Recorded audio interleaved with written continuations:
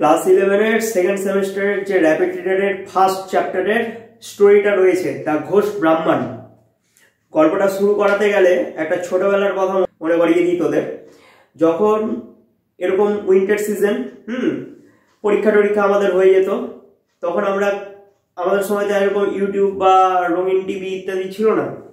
তখন সবাই আমরা কিভাবে কাটাতাম, গল্পের বই পড়ে ভূতের গল্প বা রূপকথার গল্প ইত্যাদি পড়তাম। ঠিক একইভাবে যখন বর্ষার সময় হয়তো স্কুল যেতাম না, তখন ওই বর্ষার টাইমে আমরা কিন্তু বেশিরভাগই গল্পের বইটাই পড়তাম। তো এইরকমই একটা খুব সুন্দর এবং মজাদার ভূতের গল্প রয়েছে দ্য ঘোষ ব্রাহ্মণ।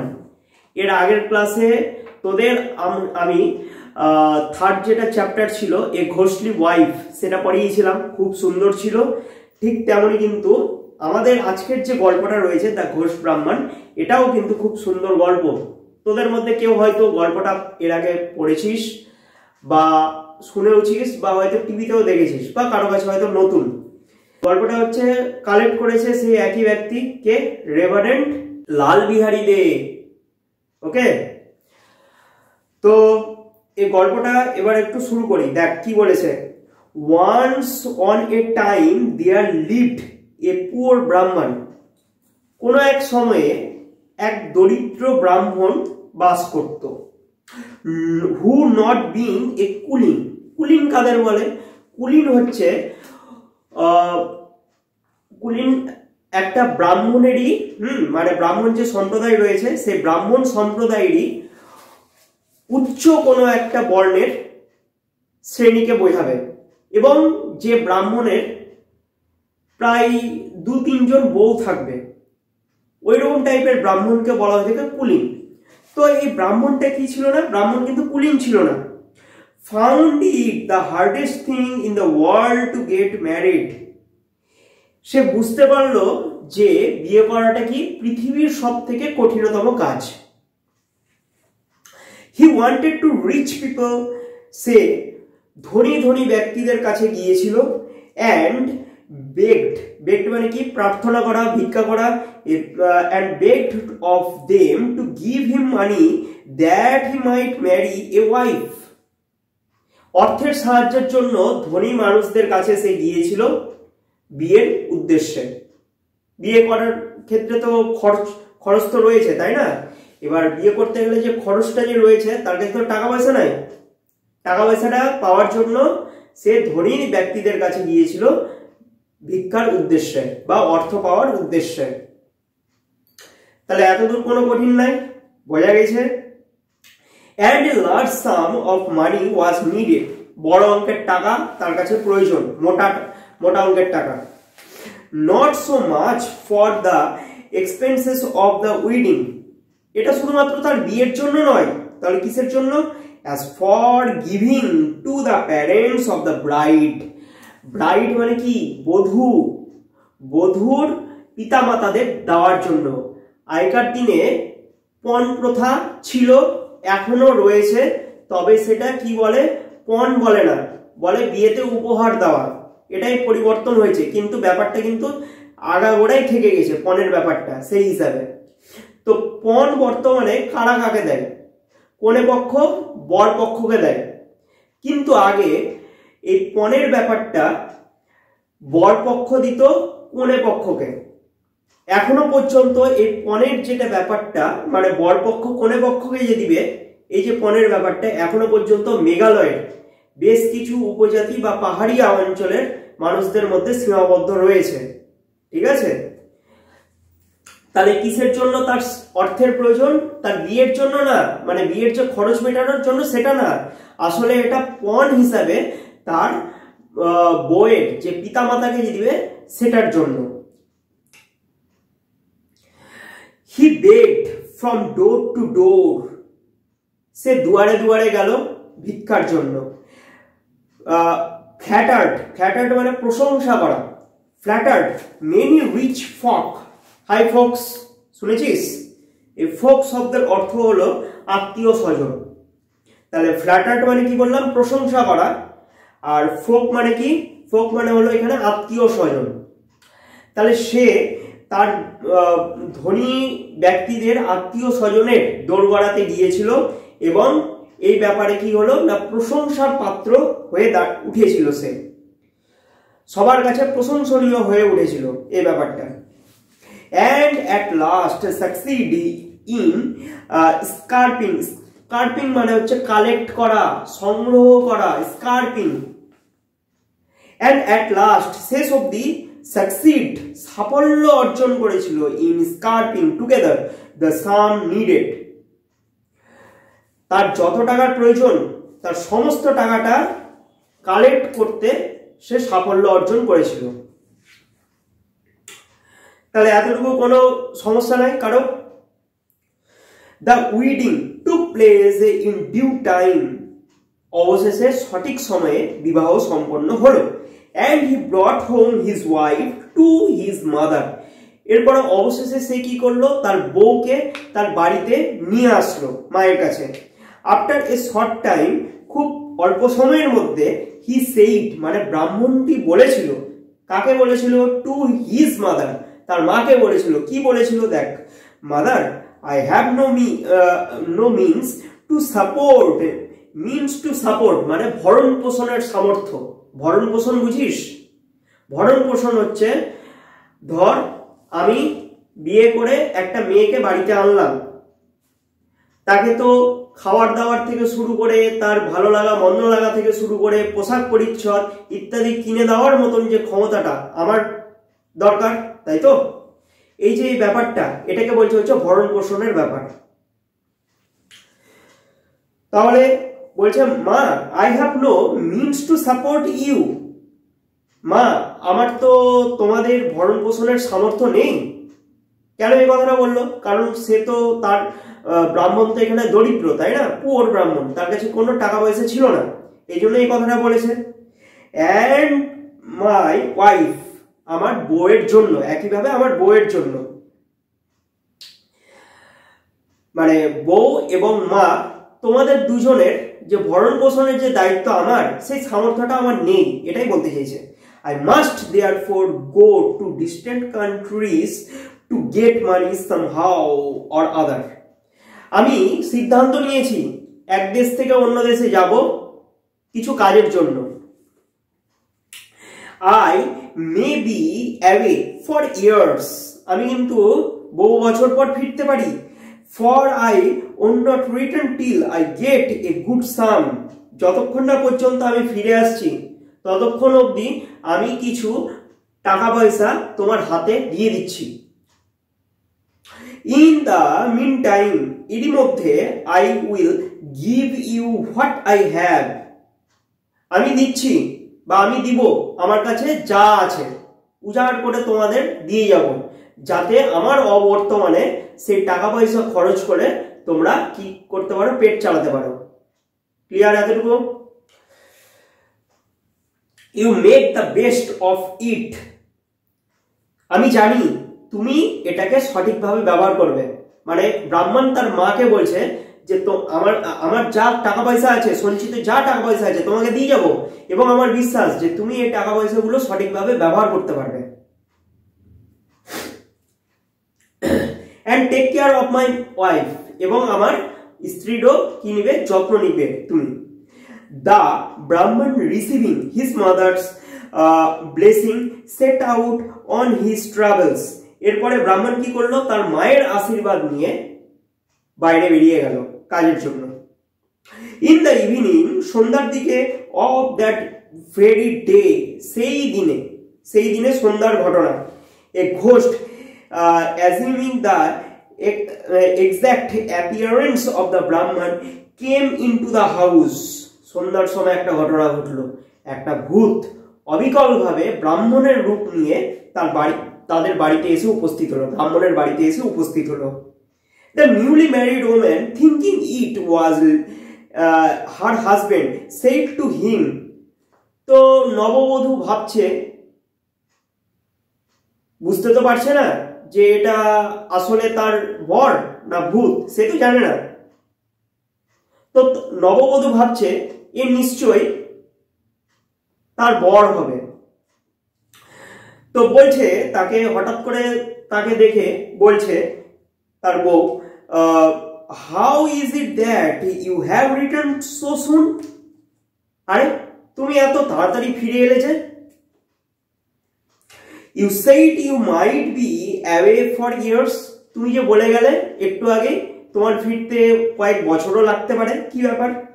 Why have you changed your mind, কেন তোমার এই মানসিকতার পরিবর্তন হলো?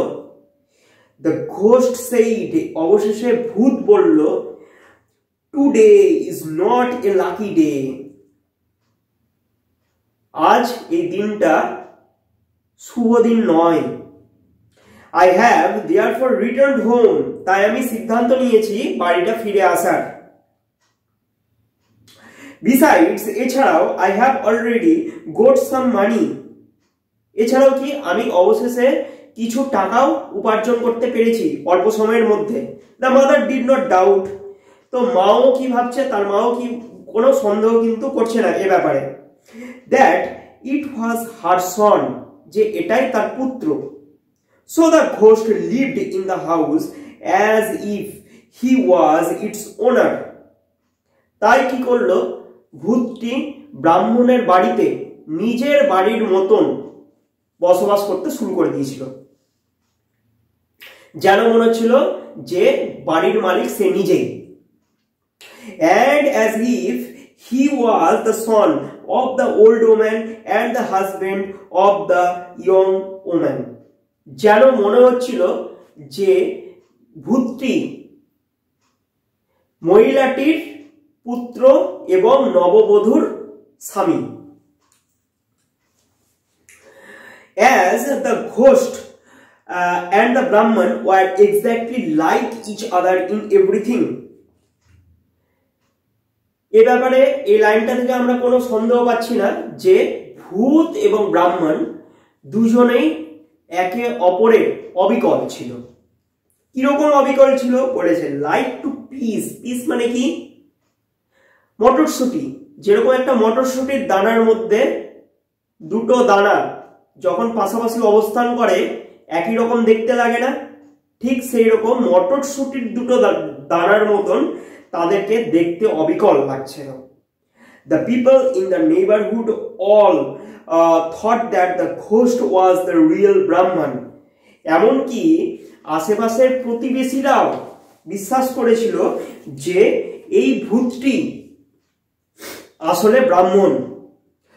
After some years, কয়েক বছর পর, the Brahman returned from his travels, ব্যাস কেস জন্ডিস হতে শুরু করেছে।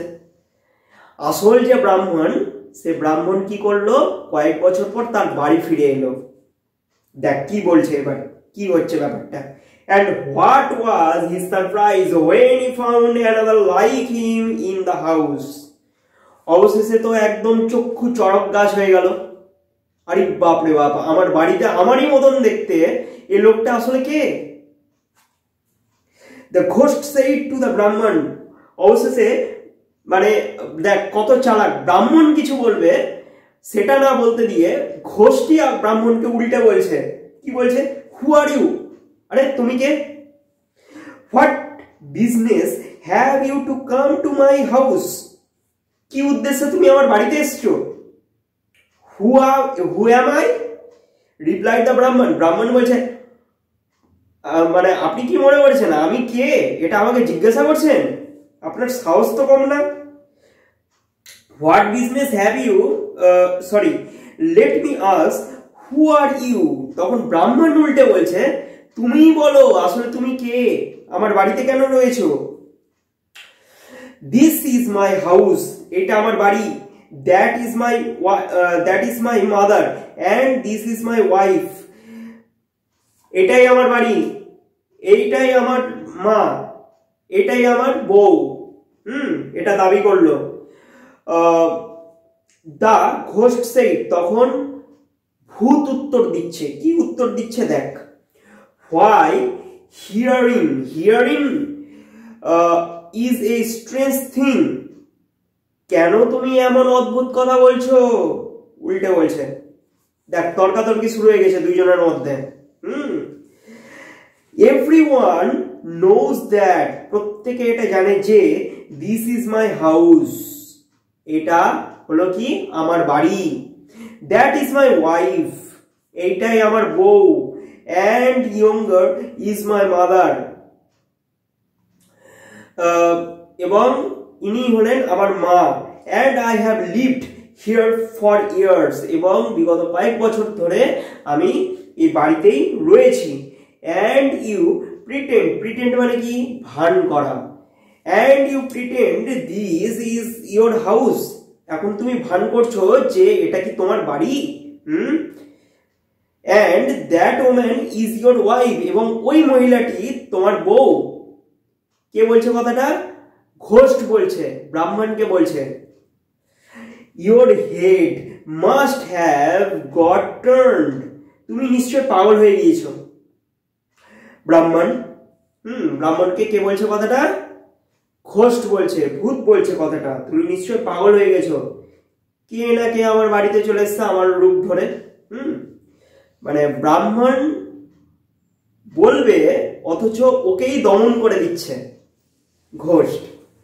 So saying, the ghost drove away বলতে বোঝায় বিতাড়িত করা, তাড়িয়ে দেওয়া। So saying, the ghost drove away the Brahman from his house, অবশেষে কি করলো? ভূতটাই ব্রাহ্মণকে তার বাড়ি থেকে তাড়িয়ে দিল। মহা মুশকিলে পড়ে গেছে, তাই না? The Brahman became mute with wonder, ব্রাহ্মণ তো তখন একদম মনের উদাসে মুখটা ওর চুপসে গেল, মিউট হয়ে গেল। He did not know what to do, সে জানতো না কি করা উচিত এ ব্যাপারে। At last, শেষ অবধি, he bethought বলতে বোঝায় ভাবা। At last he bethought himself of going to the king, অবশেষে সে ভাবলো যে রাজার কাছে এ ব্যাপারে নালিশ চালানো উচিত, রাজার কাছে যাওয়া উচিত। and of laying মানে কি? উপস্থাপনা করা, ঠিক আছে? laying মানে কি বললাম? laying মানে হচ্ছে উপস্থাপনা করা। and of laying his case before him, এবং উপস্থাপনা করবে এই যে এই কেসটি তার কাছে। আগেকার দিনে প্রজার কোনো সমস্যা হলে রাজার কাছে যেত তার সমস্যার সমাধানের জন্য, ঠিক আছে? তা আমরা এখন কার কাছে যাই সমস্যা সমাধানের জন্য? বিচারকের কাছে, তাই না? পুলিশের কাছে, বা হয়তো পাড়া বা গ্রামের যে হেড থাকলো বা পরিবারের কোনো হেড থাকলো তার কাছে যাই, কি তাই তো? The king saw the ghost Brahman as well as the Brahman, and the one was the picture of the other. অবশেষে রাজাও দেখলো যে এই যে ঘোষটা অবিকল ব্রাহ্মণের মতন দেখতে, যেন মনে হচ্ছে একে অপরের প্রতিচ্ছবি, ঠিক আছে? ডিটো। সো তাই হি ওয়াজ ইন এ ফিক্স, আচ্ছা ইন এ ফিক্স মানে হচ্ছে উভয় সংকটে পড়া। তাই রাজার কি হলো? রাজা উভয় সংকটে পড়লেন, কিভাবে এই সমস্যার সমাধান করবে সেটা ভেবে আর পারছে না রাজা। and did not know how to decide the quarrel, এবং বুঝতে পারছে না যে এই যে তাদের মধ্যে যে কোয়ারেল, তাদের মধ্যে যে তর্ক বিতর্কটা যে চলছে এটার মীমাংসা কিভাবে করবেন, মহা সমস্যা। ডে আফটার ডে, দিনের পর দিন, the Brahman went to the king and besought মানে হচ্ছে অনুনয় করা, রিকোয়েস্ট করা। তাহলে দিনের পর দিন ব্রাহ্মণ মানে ডেলি, হ্যাঁ এখানে ডে আফটার ডে বলতে বোঝাচ্ছে ডেলি, প্রতিদিন কি করছে? ব্রাহ্মণ একবার করে রাজার কাছে যেত। আর বিসৌট, BESOUGHT, বিসৌট মানে অনুনয় করা, অনুনয় করতো, রিকোয়েস্ট করতো। হিম তাকে, two give him back his house, তার বাড়িটি ফিরিয়ে দেওয়ার জন্য। তার সাথে কি? হিজ ওয়াইফ, তার বউকেও ফিরিয়ে দেওয়ার জন্য। অ্যান্ড হিজ মাদার, তার মাকেও ফিরিয়ে দেওয়ার জন্য। and the king not knowing what to say every time, কিন্তু রাজা ভেবে পারছিল না প্রত্যেকবারই যে কি উত্তর দিবে, অর্থাৎ তার মীমাংসার যে পথটা রাজা আর খুঁজে পাচ্ছিল না। put him off to the following day, এবং তাকে বলতো যে পরের দিন আসো। এভরিডে, প্রত্যেক দিন, the king tells him come tomorrow, পরের দিন আসো এটা জানাতো। অ্যান্ড এভরিডে, প্রত্যেক দিন, the Brahmin goes away from the palace weeping, weeping মানে কি কান্নাকাটি করা, কাঁদতে কাঁদতে প্যালেস থেকে, রাজ দরবার থেকে ব্রাহ্মণ বেরিয়ে যেত। অ্যান্ড স্ট্রিকিং, স্ট্রিকিং মানে কি এই যে চাপড়ানো, ঠোকা, ঠিক আছে। অ্যান্ড স্ট্রিকিং হিজ ফোরহেড, এবং কপাল চাপড়াতে চাপড়াতে কি করতো, কাঁদতে কাঁদতে বেরোতো। কোথা থেকে বেরোতো? রাজপ্রাসাদ থেকে বেরোতো। With the palm of his hand, palm মানে হাতের তালু, হাতের তালু দিয়ে কপালটা এবার চাপড়াতো। অ্যান্ড সেইং, এবং বলতো, what a wicket, wicket, wicket বলতে বোঝায় দুর্নীতি পরায়ণ। What a wicket world this is, কিরকম দুর্নীতি গোটা জগৎ জুড়ে। I am driven from my own house, আমাকেই আমার বাড়ি থেকে তাড়িয়ে দেওয়া হয়েছিল। And another fellow has taken possession of my house and of my wife, এবং আমারই মতনই কোনো একটা অবিকল দেখতে কেউ আমার নিজস্ব বাড়ি এবং আমার স্ত্রীর উপর অধিকার আয়ত্ত করতে চেয়েছে। And what a king this is, এ কেমন রাজা। He does not do justice, বিচারের কোনো ব্যবস্থাই করতে পারছে না।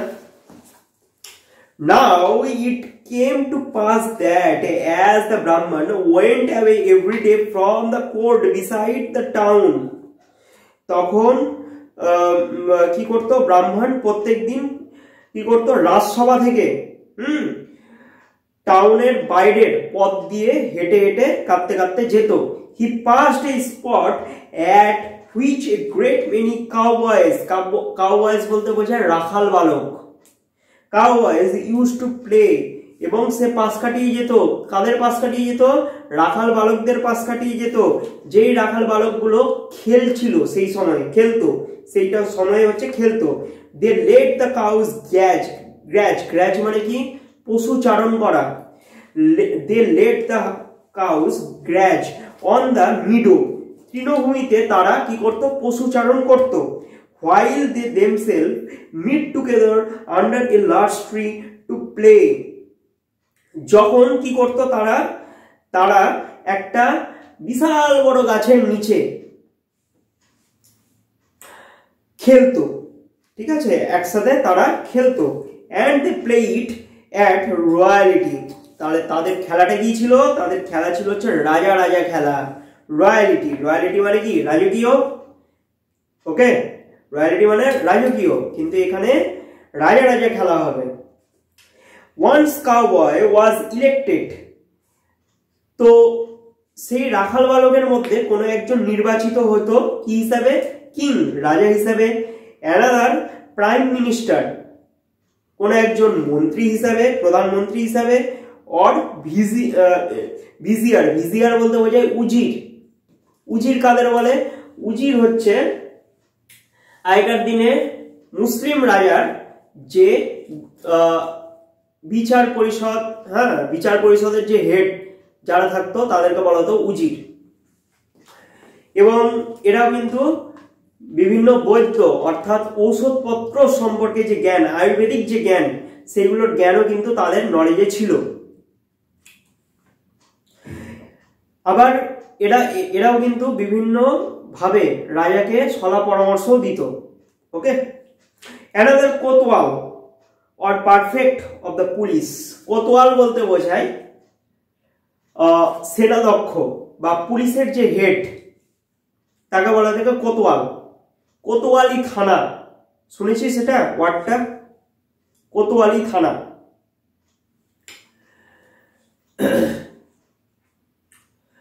Or perfect of the police, এখানে পুলিশ যেহেতু এটা পুরোনো দিনের গল্প, রাজরাজার গল্প, আমরা এখানে পুলিশ হিসাবে ধরবো না, আমরা হচ্ছে রক্ষী হিসাবে ধরবো, ঠিক আছে?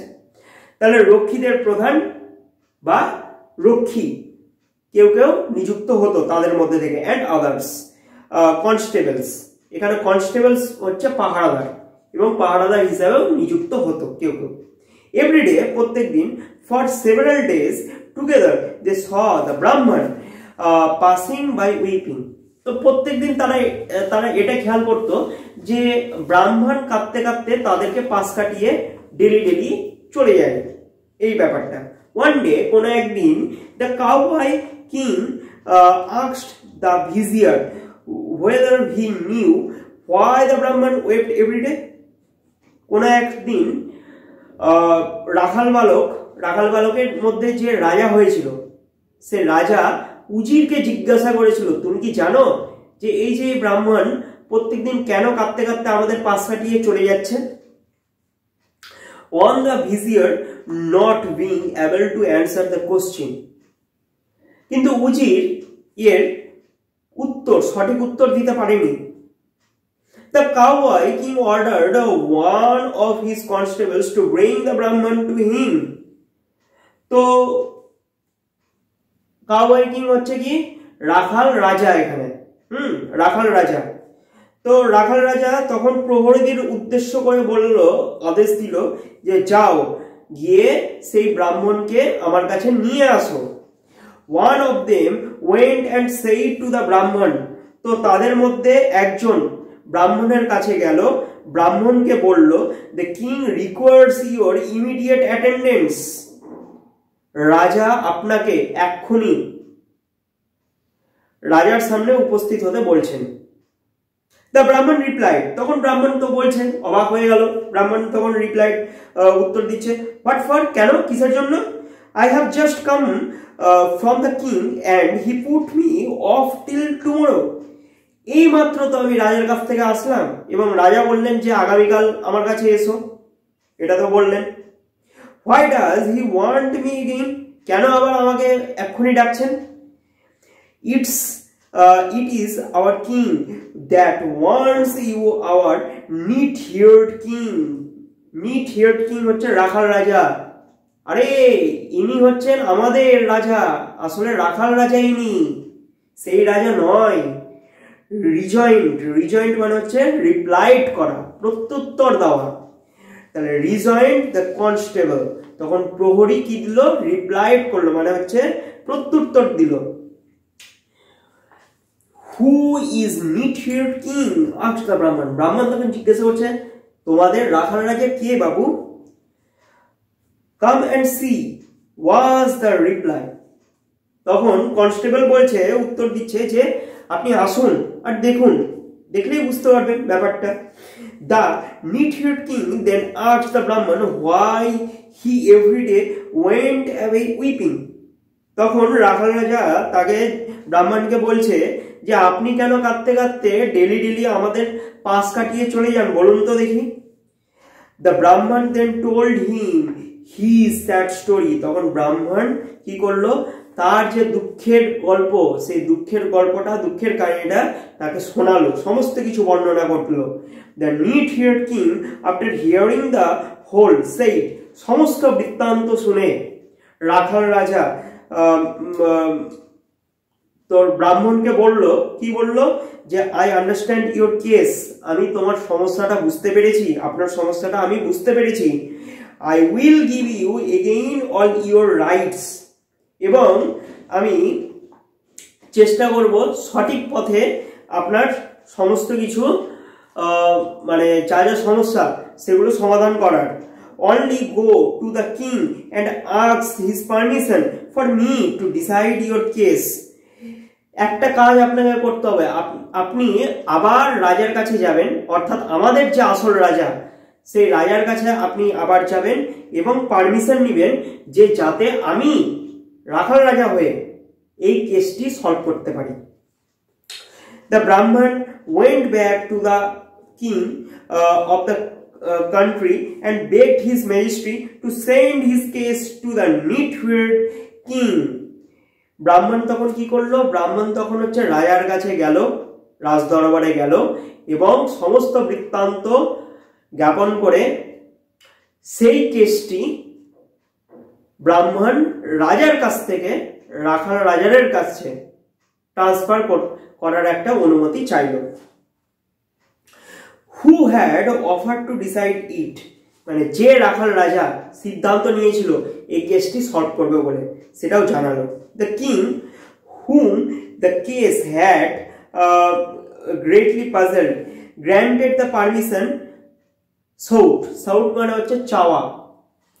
তখন সমস্ত বৃত্তান্ত শুনে রাজা এই সিদ্ধান্তে উপনীত হলো যে রাজি হলো যে ঠিক আছে, তোমাকে আমি এই অনুমতিটা দিলাম।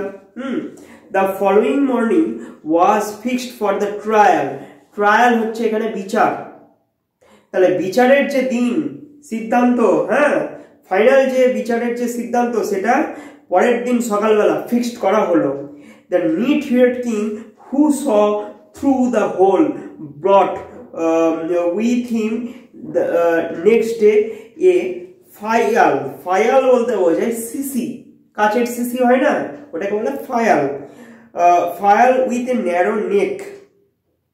তখন রাখাল রাজা পরের দিন কি করলো, একটা সরু গলা সরু নলওয়ালা একটা সিসি নিয়ে আসতে অনুরোধ করলো, আনতে বললেন।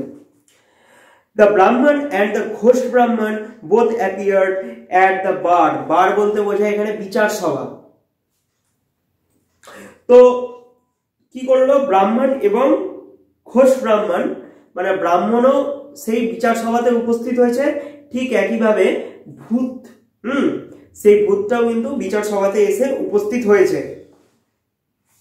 After a great deal of examination of witness and of speech making, অনেক পরীক্ষা নিরীক্ষা করে অনেক কথা বলে, the neat haired king said, অবশেষে রাখাল রাজা বলল, কি বলল, well খুব ভালো, I have heard enough, আমি সমস্ত কিছুই শুনলাম আপনাদের কথা, I will decide the case at once, এই মুহূর্তে আমি একটা সিদ্ধান্তে উপস্থিত হতে চাচ্ছি। Here is this ফাইল, এই যে দেখছো সামনে একটা সিসি রয়েছে, whichever of you will enter into it shall be declared by the court to be the rightful owner of the house, the little of which is in dispute, dispute মানে বিতর্ক। এই যে সিসিটা যে রয়েছে, এই সিসিটার মধ্যে যে প্রবেশ করতে পারবে এই বিচার সভা, অনেক তর্ক বিতর্কের পর তাকে সঠিক ব্রাহ্মণ হিসাবে সিদ্ধান্ত নিবে, এটাও জানিয়ে দিল। নাও এখন লেট মি সি, আমাকে দেখতে হচ্ছে এখন, which of you will enter, আপনাদের মধ্যে কে এই সিসির মধ্যে প্রবেশ করতে পারবেন। দ্য ব্রাহ্মণ সেই, তখন রিয়েল ব্রাহ্মণ তখন বলছে, you are a neatherd, তোমাকে আমি প্রকৃত রাখাল রাজা ভেবেছিলাম, অ্যান্ড ইউর ইন্টেলেক্ট, ইন্টেলেক্ট মানে বুদ্ধি, তোমার বুদ্ধিটা দেখছি is that of a neatherd, প্রকৃত রাখালের মতোই তোমার বুদ্ধিটি রয়েছে, মানে একদম নিষ্পাপ শিশুর মতো যে বুদ্ধিটা যে রয়েছে সেটাই বলতে চাইছে এখানে। What man can enter into such a small vial, আরে কিভাবে একটা সাধারণ মানুষ এই ছোট্ট সিসিতে প্রবেশ করতে পারে, এরকম কোনো ধ্যান ধারণা নেই নাকি তোমার। If you cannot enter said the NEET heard king, তখন যে রাখাল রাজা তখন হচ্ছে বলল, যদি আপনি এর মধ্যে প্রবেশ করতে না পারেন, then you are not the rightful owner, আপনি কিন্তু সঠিক মালিক হিসাবে বিবেচিত হবেন না। What do you say sir to thus, turning to the ghost Brahmin and addressing him, এরপরে রাখাল রাজা তখন কি করলো, তখন ঘোষ ব্রাহ্মণের দিকে ঘুরে দাঁড়িয়ে জিজ্ঞাসা করলো যে আপনি কি কিছু বলবেন মশাই। হ্যাঁ, তাকে উদ্দেশ্য করে বলছে, if you can enter into the fire then the house and the wife and the mother became yours, আপনি যদি এই সিসির মধ্যে প্রবেশ করতে পারেন তাহলে আপনার হচ্ছে বাড়ি, বউ, মা সবই কিন্তু আপনারই রইবে। Of course I will enter, said the ghost, তখন ভূত বলছে, হ্যাঁ হ্যাঁ আমি পারবো, কেন পারবো না, অবশ্যই পারবো।